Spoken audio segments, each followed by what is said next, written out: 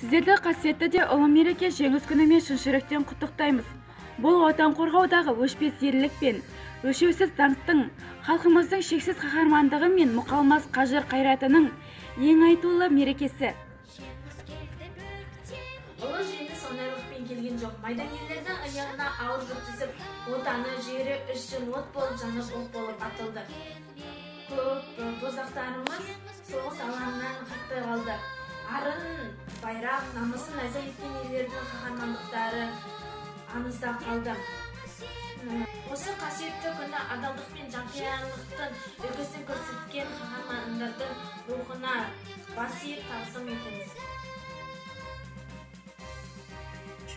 Вақыт өз дегенін жасайды.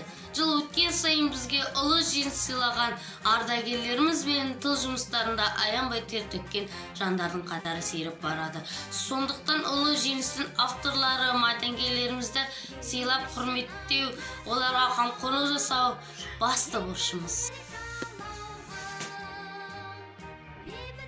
9 мамыр. Бұл күн сол бір қанды қырғыннан қайтпай қалған қыршын боздақтарын, асқақ рухтарын аспандайтын күні. Бұл күн әділеттің әділетсізді жеңген күні. Бұл күн бүгінгі ұрпақтың бізге сыйлаған даму жолындаған, жалғастырып келе жатқан күні. Бұл күн қан майданда парыз бен намысты алға қойған. Елі мен жерінің бостандығы үшін жан аямай. Қара ниет жауға төтеп берген, табанды да қайсар мінезді.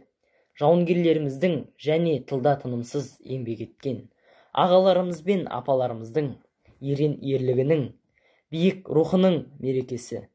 Осынау қуаныш үшін өмірлерін қиған боздақтарды еске алу күні. Үйіне, отбасына, ата-анасына оралмаған аталарымыз бен ағаларымызды, әпкелерімізді сарыла күткен сағыныш күні. Бүгінгі ұрпақ аға буын ардагерлер танытқан қаһармандық пен қайсарлықтан үлгі алып ой түзейді. Осынау ерлікке толы күн тарихымыздың мәңгілік ұмытылмас парағы болып қала бермек. Қадірлі соғыс ардагерлері, тыл еңбеккерлері, қазақстандықтар, сіздерді ұлы жеңіс